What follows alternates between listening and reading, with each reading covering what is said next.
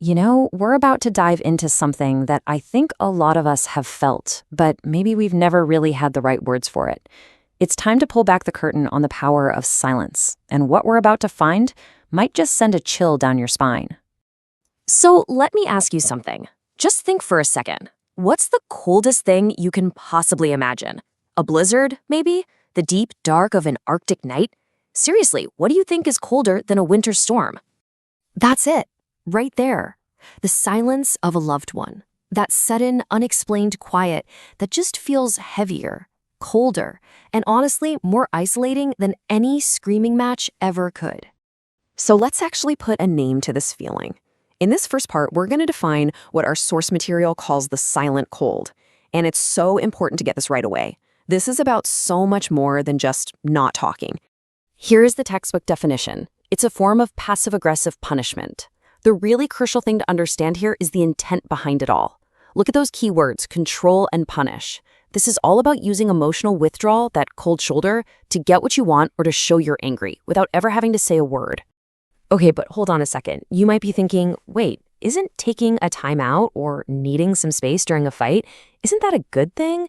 I mean, that's what all the relationship experts say, right? And that right there is the absolute most crucial point. Let's just look at this comparison. Healthy space, on the one hand, has a goal to calm down so you can actually resolve the issue. It's communicated. It's temporary. But the silent cold, that's a weapon. Its goal is to punish and to control. It's totally abrupt, unexplained, and it can last forever, or at least until the other person just gives up. That distinction, well, it changes everything. Okay, now let's see how this all builds into what our source calls the ultimate power play. We're about to break down exactly why silence can be such a powerful and damaging weapon in the wrong hands. This quote from the source material just nails it.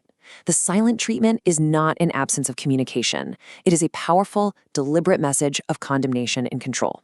This really highlights the key takeaway. Silence isn't empty. It's actually filled with a very specific, very loud message. So, how does it actually work? Well, it's a strategy, and it often has these 4 distinct steps. First, you create confusion. The person on the receiving end has no earthly idea what they did wrong. Then, step 2, you induce guilt. They start blaming themselves, scrambling to try and fix a problem they don't even understand. Next up, step 3, force surrender. They'll apologize for anything and everything just to make the crushing silence stop. And finally, step 4, seize control. The power dynamic in the relationship has just been completely flipped. So what's really driving this whole strategy? Well, it's a way to punish someone without having to look like the bad guy. It's a fantastic tool for avoiding any personal responsibility. And at its core, it's all about manipulating someone else's behavior and asserting your own dominance and power over them.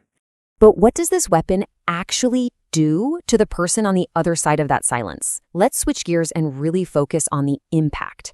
What our source calls the weapon of invisibility. The very first feeling is just isolation. You are completely, utterly walled off, cut off from connection by a barrier you can't see, you can't touch, and you certainly can't break through. And then comes that feeling of being totally powerless. You have zero ability to fix the situation, to explain yourself, to be heard. It's like your own voice, your own agency, has been completely stripped away.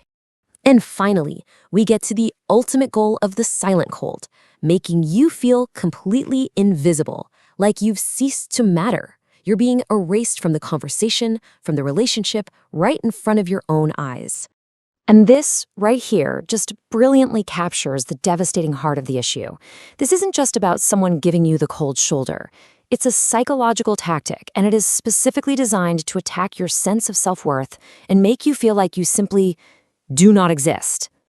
Okay, so let's try and pull all these threads together. It's time to get beyond the silence and figure out what the final word on all of this really is. So look, if you remember only one thing from our time together, let it be this. The silent treatment is never empty space. It is a space that is absolutely filled to the brim with intent. The intent to control, to punish, and to exert power. And just recognizing that, well, that's the first step to understanding what's really going on when all the talking stops. Which, of course, leaves all of us with a final and pretty provocative question. In our own lives, when we're the ones who choose not to speak, what are we really saying? Is it a genuine request for space to heal, or is it a weapon we're using to cause harm? The answer to that question, well, it defines everything.